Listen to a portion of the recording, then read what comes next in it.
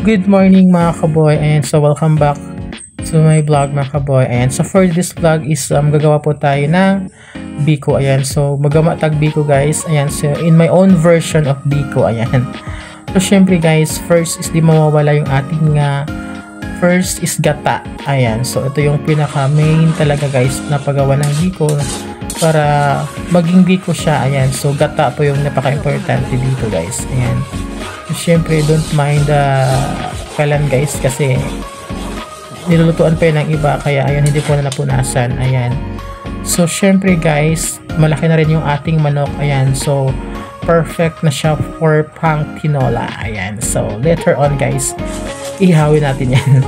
So syempre guys, ayan na po, na po na itong biko guys. Ayan, so nigawas na ang iyang pure nga kuan ka ng pagkalapot sa lubi. Ayan, so tanawa guys, nice na kakaayo, nindot na siya kaayo guys kay nigawas na ayang lunok sa iyang lubi. Ayan, so mao ni resulta guys sa paggama og biko. Ayan, so syempre ang oil ipabilin guys. Ayan, para dili kaayo, para dili mapanos ang iyong biko. So syempre ayun, so kailangan ipagawas ditong lunok og oil ipabilin. So ayan, so malapit nang matapos guys ang ating biko. Ayan, so ina po lumabas na po ang kanyang resulta guys ng lunok guys, yung kulay brown. Ayan, so ayan guys, maganda tingnan yung ating biko guys kasi pure oil siya, lumabas talaga yung pagka pure ng oil niya guys na galing sa gata.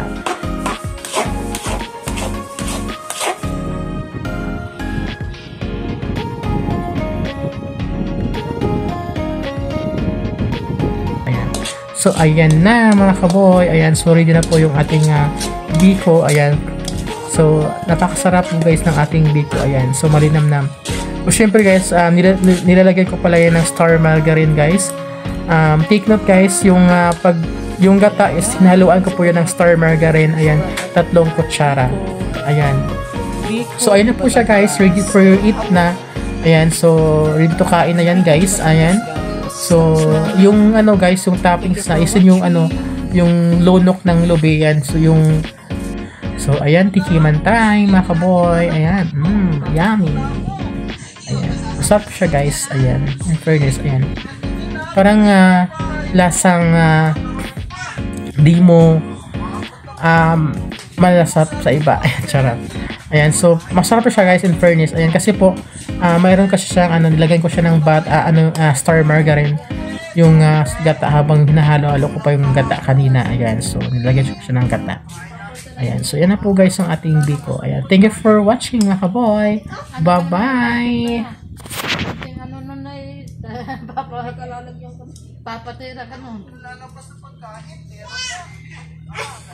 Napaibog si Tita.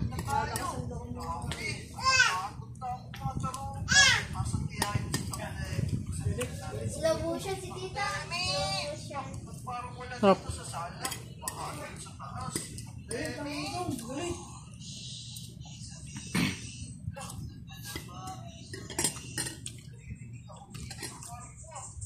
Sabi, pupunta na sa